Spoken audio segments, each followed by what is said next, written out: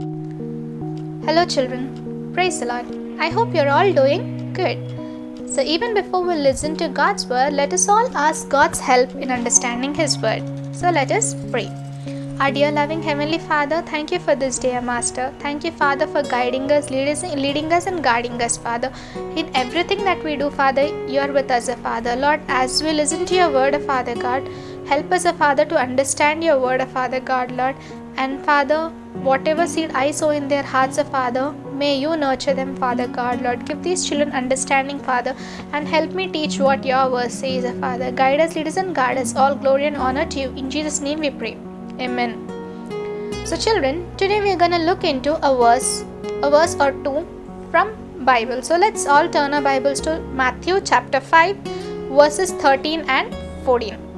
So these verses say, here Jesus says, "You are the salt of the earth, but if the salt loses its saltiness, how can it be made salty again? It is no longer good for anything except to be thrown out and trampled by men. You are the light of the world. A city on a hill cannot be hidden." So here, let's all emphasize only on two sentences. So we are going to learn about two sentences or two words. So it is about salt and light. We're going to see what is the salt and light, and why did Jesus call us that we are salt and light to this world on the earth. So 13 verse says you are the salt of the earth, and 14 verse says you are the light of the world. So why are we salt and light? What is salt? See, without salt we cannot cook most of the dishes, because if you don't add salt into any of the dish, see, like mom is cooking chicken. Now chicken is what all of us like, that is yummy. Even I like chicken so much. So when mom cooks chicken and she forgets to add salt in it, what happens? Will the taste look good? Will it taste good? No, definitely not. It will really taste very bad. So that important salt is. If it is added more, it will spoil the dish. If it is added less, it will spoil the dish. So without salt, nothing. If that salt loses its taste, then do we really use that salt? No, we throw that. If salt loses its taste, we'll throw the salt. So in the same way, you are the light of the world. Now what light? See, there's in your home, if power's gone, so what you'll do? You'll light a candle, and will you put it under a bowl?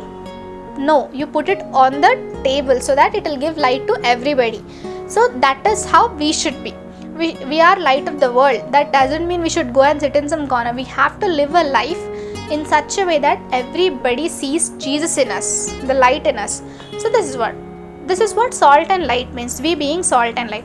But let us understand why Jesus is calling us as salt and light. So for that, we'll learn 3 points, like why are we as the salt and light. The first one is because we are born different.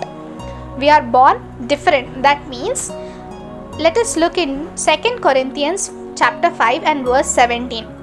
This verse says, "Therefore, if anyone is in Christ, he is a new creation.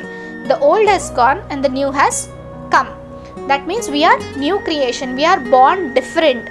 When we accept Jesus, when we say, "Jesus, you are my personal savior, you are my God," when we say this, we are born again. We are born in a different way. We are a new creation in Jesus. And that's why Jesus says you are the salt and light, because you are created new in Him again. You leave all the old things and you'll be born again. And you'll be born in a different way, like Christ-like. That is why we are called as salt and light. That means first thing is we are born different. The second thing is we are made different. Like in Ephesians chapter 2 verse 10, it says, "For we are God's workmanship, created in Christ Jesus to do good works, which God prepared in advance for us to do." That means made different. We are His workmanship. That means God made us with His own hands. Whenever we do any mistake, God will correct us. God takes care of, with His own hands He made us. Why did He make us? just to enjoy a life without Jesus? No, we are created in Jesus to do good works, the works which God has already prepared for us to do. We have to do those works. That says we are made different. We are made different. God made us to do works which not like everybody does. Works which God has planned for us. That's why we are made different, and that's why we are the salt and the light of the earth. And the third and the last point is we are called different. That means God called us for a different purpose. Let us look in First Peter chapter 2 verse 9. This verse says, "But you are a chosen people, a royal priesthood, a holy nation, a people belonging to God, that you may declare the praises of Him who called you out of darkness into His wonderful light." That means God chose us. He called you. It's not like God will call randomly everybody, like you come do my work, you come do my work. No.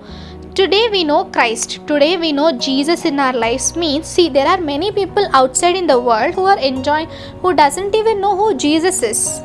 But we know who Jesus is. We know how great our God is. Without Jesus, will we have everything what we have now? No. We don't have. Even if we have that won't be forever. We'll not reach to God when we leave all this and go. But God called us. He called you. He called me. He wants you to do His work.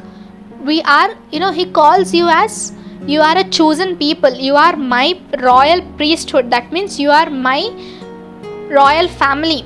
You are my holy nation, a people belonging to God. He called you out of all your darkness. Like we do so many mistakes. And there are people who do so many worse things, but God forgives them and God takes them back. Just like prodigal son, the son the lost son, he leaves his father and goes away, enjoys his world. But when he returns to him, God will not his father will be like, no, you left me and go, just go, don't come again. He won't say that. He'll receive him. The same way, God also, whenever we do something bad or something which God doesn't like, He'll call you out of it. He'll remove you from that and He'll take you back to Him again. That is what God is calling you to be different. We are chosen people. We are not just random people who live a worldly life. We are chosen. God wants you to do His works. We are in His marvelous light. And that's why we are called as salt and light of the earth. So why are we called as salt and light of the earth? Because we are born different. That is a new creation. We are made different. That is, God made us as His work. We are His workmanship. And we are called different. That is, we are His chosen people. And because of all these three reasons, and there are many other reasons, but because of these three reasons, God calls us to be the salt and the light of the earth.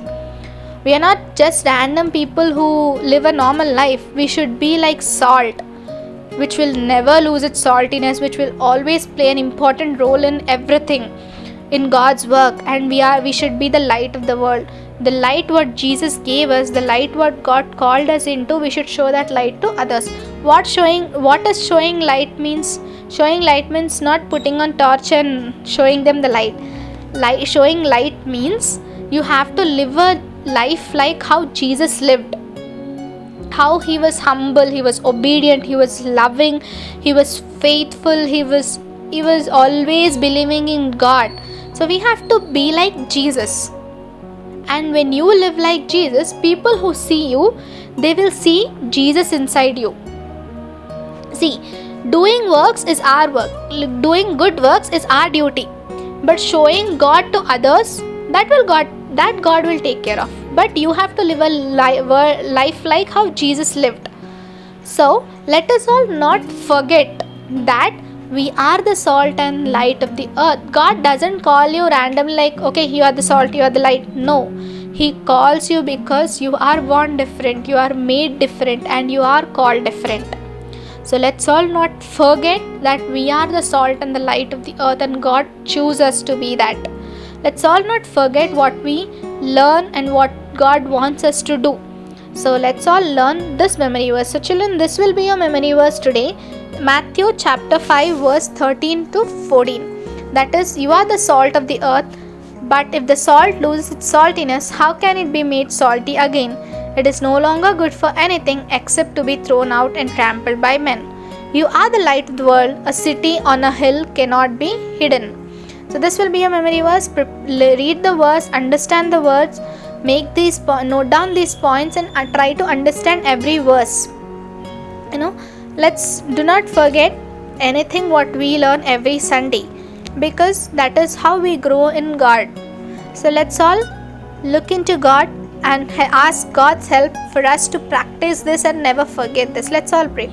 Our loving Heavenly Father God, thank you, Father, for giving us this day, Master. Thank you, Father, for everything that you have given as a Father. Thank you, Father, for making us to be the salt and the light of the earth, Father God, Lord. God, help us that we be so, Father, and do the works that you have already planned for us to do.